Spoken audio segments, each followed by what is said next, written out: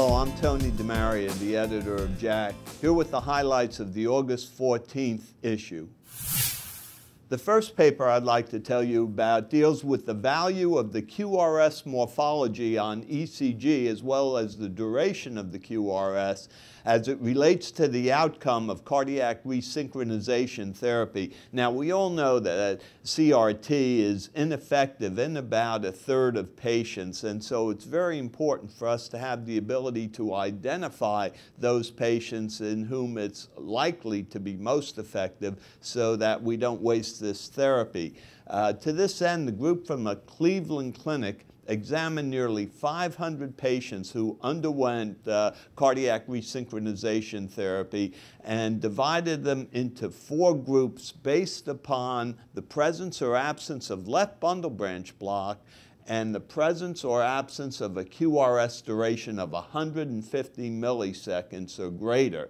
And what they found was probably not unexpected, that echocardiographic ejection fraction improved the most in those patients who had both left bundle branch block and a duration of 150 milliseconds, and there was a progressive decline to the group, the 4th group, that had neither left bundle branch block nor QRS duration of 150 milliseconds. And in fact, the difference here between the best group was a 12% increase in ejection fraction versus only a 3%. Now, there was a similar trend for death, but this wasn't significant. Of course, these data are limited by being single center and retrospective, and they're probably not sufficient at this point to change guidelines. For all of us clinicians, however, they may be very useful data in identifying whether or not to employ cardiac resynchronization in those borderline patients. One of the interesting papers in this issue of JACC deals with trends in hypertension prevalence, awareness, management, and control from NHANES. You'll recall NHANES is the National Health and Nutrition Examination Survey, a very important and well-done survey of national trends in health and nutrition. And in fact, early NHANES surveys showed a significant improvement in hypertension in virtually all regards.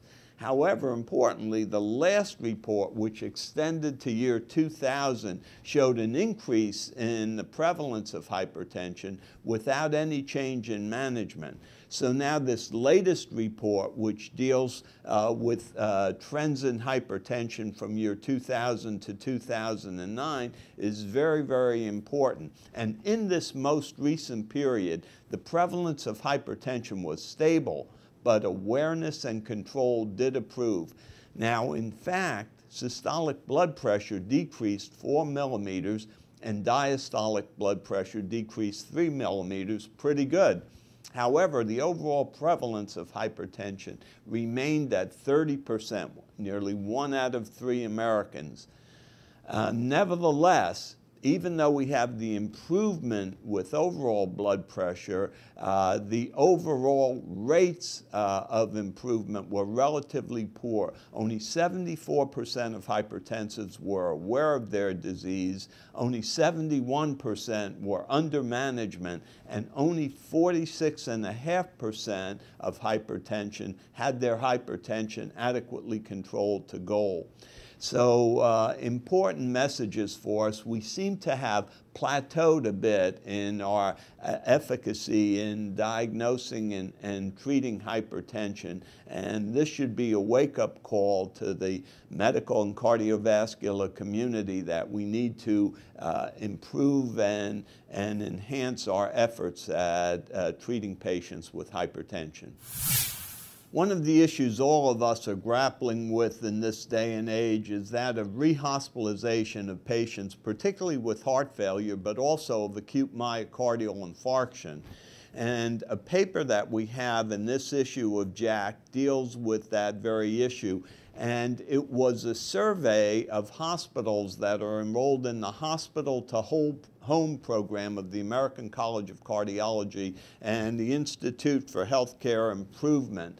And there's nearly 600 hospitals that are involved in this program in some shape, manner, or form, and they were surveyed as to what their policies were in terms of trying to prevent early rehospitalization of heart failure and MI patients. And the bottom line of the survey was that although about 90% of hospitals indicated that they had some written policy to deal with this issue, the nature of their policies differed a great deal. And in fact, in terms of 10 potential actions that could be taken, the average number of actions taken by any individual hospital was only about 4.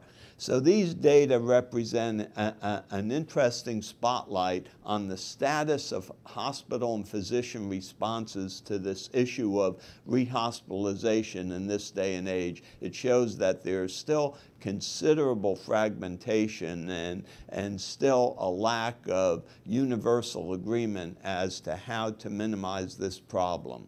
Thanks for watching. For Inside JACC, I'm Tony DeMaria.